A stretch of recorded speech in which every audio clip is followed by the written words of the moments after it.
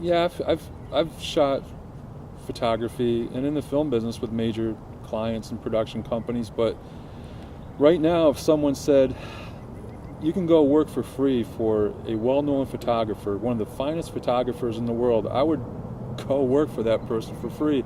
And I worked on large shoots, so technically I'm decent. I'm a good photographer, but Dave is a great photographer, folks, by the way. Oh, well, I appreciate that, but Dave took some nice photos of me for my promotional things that I needed, like headshots or something. So he was just there and just experimenting, but he knows how to see composition and light, so he learned all that. So that's important too. Yeah, I see. Getting the right education.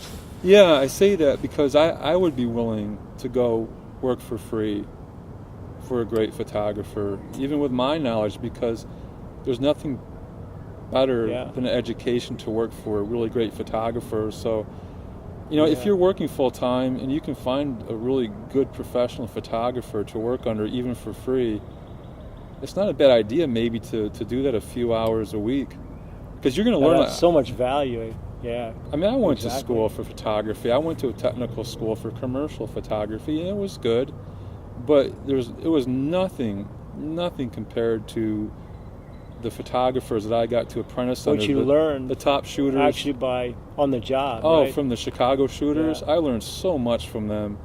It was unbelievable. It was an education in itself. I would have never gotten that out of school. It is amazing.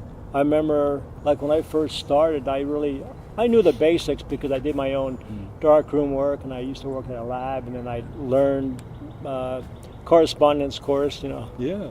That was my beginning education, was a correspondence course. That was with some good photographers though, at that time. They were like Avedon. They were the major best. shooters. Yeah, yep. Mm-hmm. Avedon. The greats. Irving Penn. Oh yeah. Alfred Eisenstedt. All these great life photographers and these great portrait photographer. Philip P. Hausman. They were great.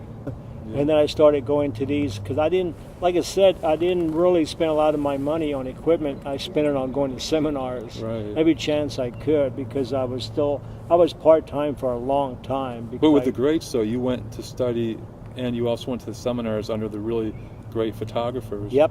Under the biggest names in the industry. Right. People like Monty Zucker. Right.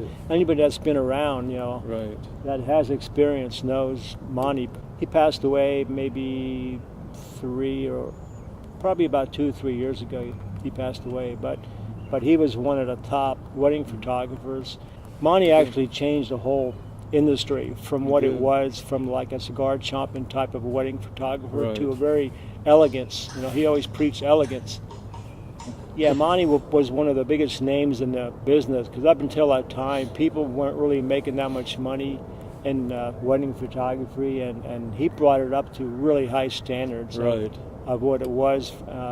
I first saw him back in the 70s and the 80s, and fantastic. And there were so many other top names in the business. So that's probably one of my pieces of advice, is to go study under some of the top names in your country, because they usually give seminars, or you can also see them at conventions at say the Professional Photographers of America, or the WPPI, which is the Wedding and Portrait Photographers International Conventions.